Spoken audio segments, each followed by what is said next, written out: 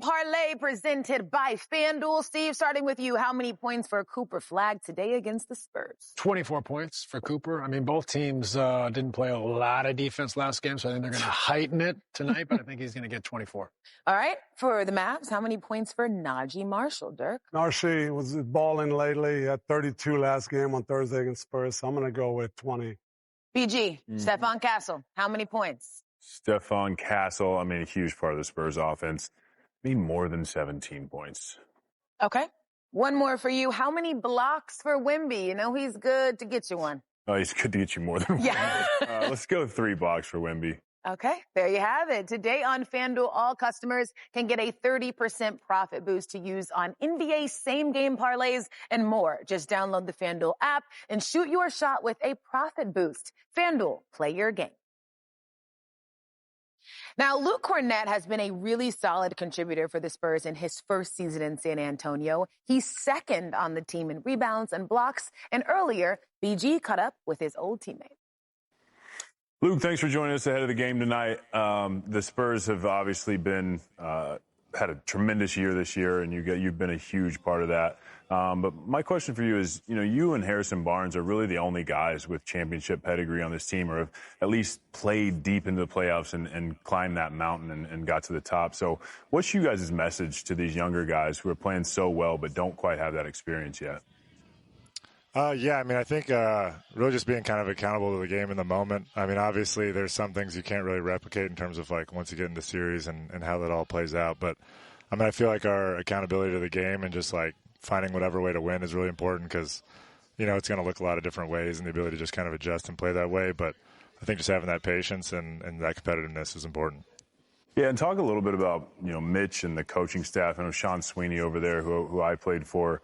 I thought they've just done a tremendous job with you guys, just sort of steadying the ship, implementing your defensive principles and sort of just chipping away at it because you guys have improved almost every month this year. Yeah, I mean, I think, really the staff has done great. Obviously, we have a lot of guys with a lot of ability, and I think just kind of how persistent they've been in terms of how we want to play and, like, really just holding guys accountable to, like, the little detail type stuff of, I think just, that part of growing as a player and understanding, like, how the game's played and what the other team's trying to do. And I think they've just been very persistent and kind of, just held us to that standard and not letting guys go off that. So it's been fun, I think, competing and then also just having the experiences where you kind of can see the growth, especially with how young guys are just month to month. Yeah, absolutely. And, we were talking about it in studio here. I'm a huge fan of it, but the Kornet contest, the corn test, if you will, I was telling them, like, stay ready games in Boston, like you would do it to me. And it 100% affects your shot, or at least for a player like me. So give me the origin of the Kornet contest, and if you're still willing to implement it as much as you did back in the day. Yeah, no, it really started. Many years ago. It was probably like at the end of my Chicago tenure, and then in the G League. And I think I had ankle issues going on, so I couldn't move well. So adapt. Exactly. Adapt or die. So I started contesting shots from far away because I couldn't move out there. Now I try to actually guard a little bit more. I still break it out on occasion, but just do whatever you can. A lot of one-on-one with Peyton Pritchard too. I got to break it out then because there's no way I was keeping up with him. Yeah, really adapt or die might be the kind of the best way, or knowing your strengths and knowing your weaknesses is another reason it came about. There you go. I love it. Well, I know you are the resident Hamilton expert on pretty much any team you go to. So my question is, you guys are all about sacrifice and playing your role. Who is the Alexander Hamilton of the San Antonio Spurs? And maybe, a King George III as well, if you want to go the villain route.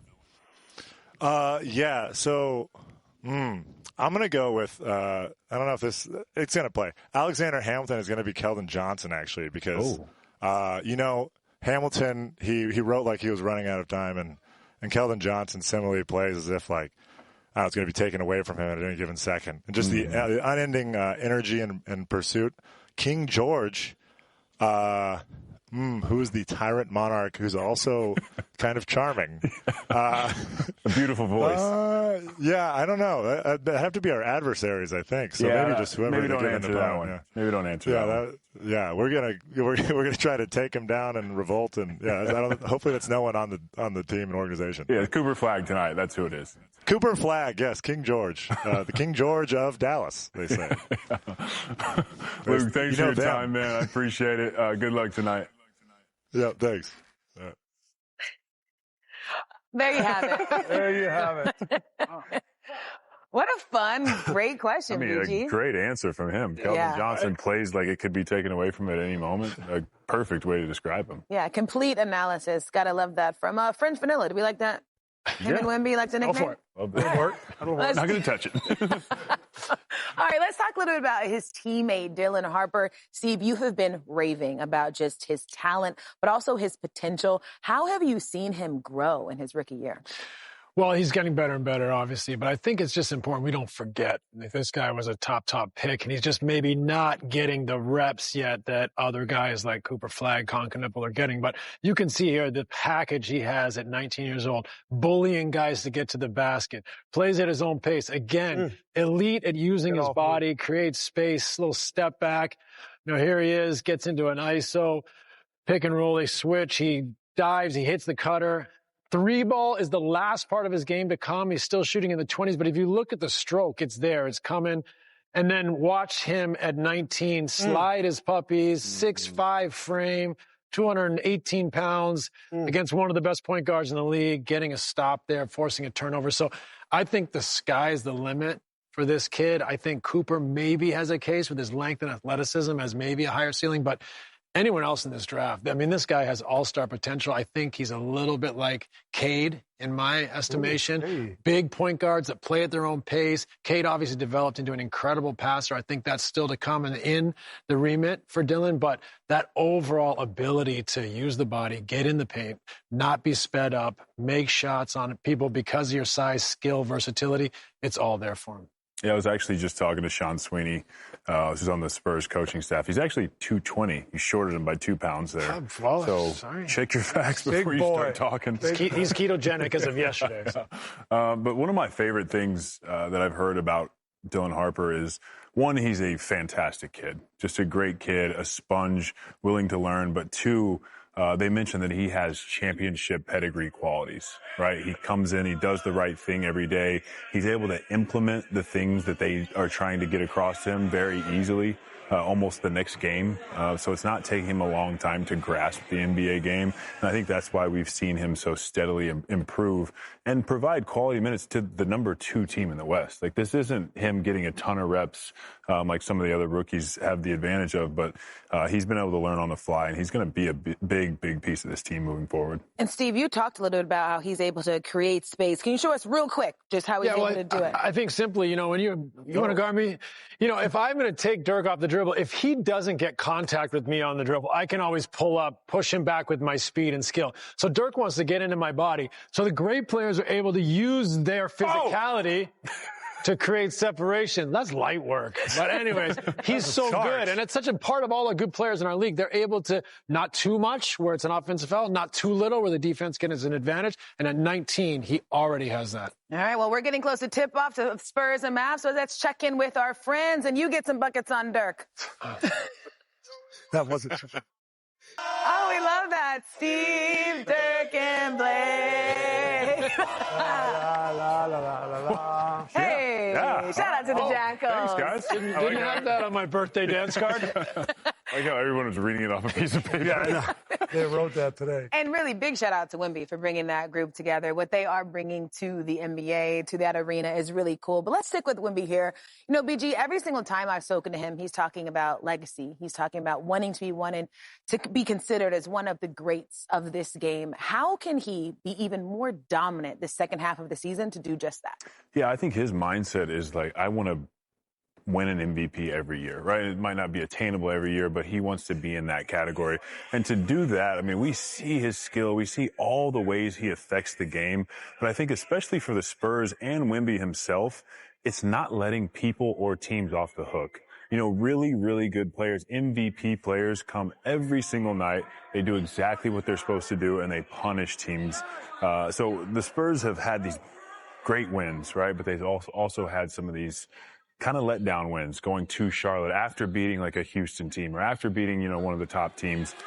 So I think the next step for him is just to every single night you have to bring it, because just like Oklahoma City, to start the season out, they have a bullseye on their back. They just won. It's Wemby. Everybody's talking about him. Everybody's talking about how he can do everything. He's going to be the best player for years and years to come.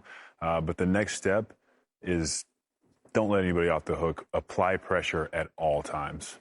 Yeah, I think next for him is he's going to see the same coverage over and over. Smaller guys guarding him, sitting on his legs, pushing him out, making catches harder, getting under him, making him uncomfortable here.